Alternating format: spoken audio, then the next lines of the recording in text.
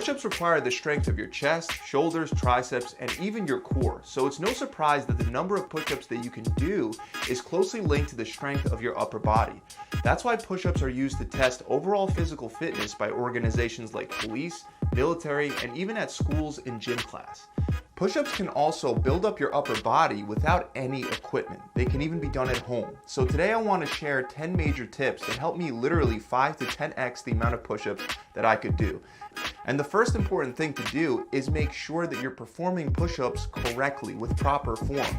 Now I know this may sound like common sense, but you wouldn't believe how many people I've worked with that think they know, but they actually don't know how to perform push-ups properly. One of the most common mistakes that I've seen is when someone doesn't brace their core, and that causes their spine to round either up or down rather than staying in a neutral position. Not only can this lead to a lower back injury, but it can actually also make the exercise easier when you drop your hips or harder when you raise them. Another common mistake is flaring your elbows out too far. You want them at about a 45-degree angle from your body. A good tip to prevent your elbows from flaring out is to slightly rotate your hands outward before planting them on the ground and beginning push-ups. This will naturally rotate your elbows inward. One last mistake that you might make if you're a beginner is positioning your hands too narrow, which is great for overloading the triceps, but it will reduce the number of reps that you can do overall. So the way to do push-ups correctly is by first getting down on all fours with your hands slightly rotated outward and spread them slightly wider apart than shoulder width. Then plant your toes into the ground behind you, get into a push-up position while squeezing your core and glutes so that the back of your head, your hips, and your heels end up in a relatively straight line. Then bend your elbows and lower your body down until your chest is right above the ground, and finally push yourself back up until your elbows are straightened. Now the next tip to increase your push-ups is many times overlooked, even though it's the lowest hanging fruit, which is to lose body fat. There are a couple reasons why gymnasts and people that are good at calisthenics have low body fat percentages, and one of the most obvious benefits is that they have to overcome less resistance when moving their bodies. The same is true for the push-up. The more you weigh, the harder it'll be, and the less you weigh, the easier it'll be. This is actually contrary to the bench press, where people are generally stronger the heavier they are. This is because unlike a push-up, bench pressing doesn't force you to lift your body weight. And to get a better idea, we can look at a study published in the Journal of Strength and Conditioning Research that found that on average, you have to push up about 64% of your body weight when doing push-ups. So if you weigh, let's say 200 pounds, you'll have to push through 128 pounds of resistance. Meanwhile, if you weigh 150 pounds, you'll only have to overcome 96 pounds of resistance. So it's obvious if you want to be able to do more push-ups, lose excess body fat. And I have a ton of videos that can help with that I'll link up in the description below. Another tip that can help those of you that are advanced as well as those of you that are beginners is to use kneeling and incline push-ups. Since you have to press up about 64% of your weight when doing a regular push-up, a lot of that weight will be taken off when performing push-ups from your knees or with your hands placed on higher incline levels. Specifically, the same study found that during kneeling push-ups, you're only lifting about 49% of your body weight. And during elevated push-ups, it can drop to 41% or even lower. So it's pretty obvious how this can help beginners. If you can't do a regular push-up yet, you could get started with kneeling or incline push-ups and progress from there. But even if you're advanced, when you push yourself to failure, it's very effective to drop to your knees and squeeze out a few additional reps, especially if you haven't hit your rep target before giving out. This is actually very similar to performing a drop set when lifting weights, and drop sets are very effective for gaining size and strength. Now once you're able to do more than 15 push-ups, you'll want to overload your push-ups with more advanced variations. A major factor that determines how many push-ups you can do is how much maximal push strength your upper body has. So the more maximal strength you have, the easier it'll be to do one regular push-up. This is why more advanced push-up variations should be used in your routine, because they'll help you improve your maximal pressing strength. One simple way to do this is by elevating your feet for push-ups. This will lead to more of your weight to be shifted over to your upper body, making the exercise more difficult. To be exact, that same study from before found that elevating your feet just 2 feet off the ground will increase the amount of resistance from 64 to 74%. So I recommend starting your workout with the more difficult push-up variations where your feet are elevated as you do more sets and begin to feel fatigue, you can switch to regular push-ups and start doing drop sets, even to kneeling push-ups, to be able to complete more reps. I'll include a link below to a video that'll demonstrate all the best push-up variations that you can incorporate into your routine. But aside from variations, you can also use resistance bands to overload the movement.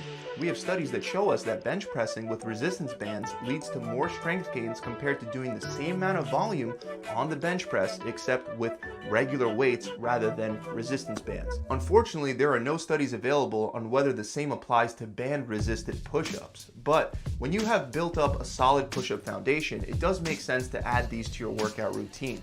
This is because it allows you to overload the movement and gain more upper body strength, making regular push-ups feel a lot easier. On top of that, using bands actually improves the strength curve of the movement. What I mean is that with regular push-ups, most people have a clear sticking point when they're about 1/3 of the way up. That's when they get stuck. But when you use bands, this sticking point becomes less and less of an issue, or it might even disappear entirely, because the bands will make it more challenging as you press yourself up, keeping the same difficulty level throughout the entire range of motion. Next is a tip that most people don't think about, and that's to make sure that you have a sufficient amount of core strength. You simply can't perform a proper push-up if you have a weak core. It would be like shooting a cannon from a canoe. Your core is your base, and if it's weak, your base will be too unstable. That's why it can be beneficial to implement core stabilization exercises into your workout routine, like planks and ab wheel rollouts. These movements train your core in a static position, which has more carryover to your push-up strength than doing more dynamic ab exercises like crunches or leg raises. Another tip that should technically be at the top of the list is to make sure that you apply progressive overload. This means that you gradually need to increase the stimulus you place on your muscles and your body. So for example, let's say you did 4 sets of 10 push-ups this time. Next time, you could aim to do something like 4 sets of 11 push-ups. Or alternatively, you can do 5 sets of 10 push-ups instead of only 4 sets. Increasing the total stimulus placed on your upper body gives those push muscles an actual reason to grow and get stronger. Now, there are many ways that you can apply progressive overload, but the most useful and effective ways are by either using more weight or doing more reps. To increase the weight, you can do some of the things that we've already talked about, like raising your feet or using a resistance band. But you can also simply put a weight on your upper back or wear a book bag filled with weights and increase that weight load over time. When you get used to training with the extra weight and then finally remove the weight, you should be able to do a lot more regular push-ups than before. If adding weight isn't an option, simply trying to squeeze out 1 or 2 extra push-ups per set over the weeks that you train can add up significantly over time. The next big tip is to simply do push-ups more often. Like any exercise, mastering push-ups requires time. When you do an exercise more often, your body becomes more efficient at that exercise, leading to an increase in strength and performance. After a lot of practice, your body will learn exactly how to coordinate the movement in such a way that you can perform it very efficiently. This is, for example, why Olympic weightlifters practice their lifts every day. Putting in those repetitions consistently increases neurological efficiency in the movement, which is crucial for gaining strength. Research also shows that doing enough training volume is very important for building muscle. So if you want to quickly improve the number of push-ups that you can do, doing a couple sets once per week isn't going to lead to very fast results. You'll need to do more training volume. The nice thing about the push-up is that it's an exercise that you can do anywhere. So practicing push-ups 3 or 4 times a week will help you improve a lot faster than doing them once or twice a week, thanks to an increase in overall training volume. Now, even though you can perform push-ups at home, another thing that helped me rapidly accelerate my push-up strength was to lift weights at the gym. Doing push-ups and performing exercises like the bench press don't have to be mutually exclusive. They can work together hand in hand to your benefit. By lifting heavier and heavier weights on the bench press and dumbbell press, it can make push-ups a million times easier. You can train with heavier weights and even use lower rep ranges more effectively with weights and increase your maximal strength than you can with regular push-ups. You can increase the amount of resistance you use in small increments as well, so as small as 2.5 pounds at a time. This isn't as easy to do with regular bodyweight push-ups, even when factoring in the variations. That's why even if your only goal is to do as many push-ups as possible and you don't really care for bench pressing or building up muscle mass, I still recommend that you supplement with weight training exercises instead of relying only on bodyweight exercises. As an added benefit, weight training will also allow you to train lagging muscle groups like your chest with isolation exercises, which should also carry over to your push-ups. Finally, last but not least, you have to stay consistent with your workouts. As with everything else in life, consistency is king. You're not going to get from not being able to do a single push-up to doing dozens and dozens of push-ups after just one workout session. So create a plan, give yourself enough time, and stick to it. It's a fact that most people overestimate what can be accomplished in the short term, but they underestimate what can be done in the long term.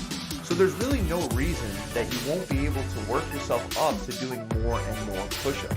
But I repeat, above all else, one of the biggest factors will be consistency.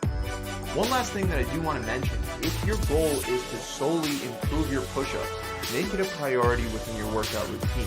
Don't leave push-ups to the end of your workout when you're already fatigued and exhausted. Instead, start off with them.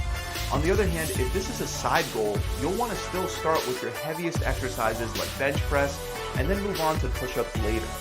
So that about wraps it up. If you guys enjoyed this video, make sure you subscribe to the channel. If you'd like to see the 12 best push-up variations, you can find a link for that below in the description. Also, if you want to fast track your results and skip all the trial and error, I have a proven program that's helping my clients get amazing results in less than 2 months. You'll get a customizable meal plan based on your preferences so you can stick to a plan that helps you actually burn fat. You'll also get a full video exercise library with guided workout plans so you can get stronger and build nicer muscles. You'll also get a recipe book and an accountability coach to push you through the entire transformation process. To find out more, you can click the link in the description below, or you can visit my website directly at gravitytransformation.com. I'll see you guys soon.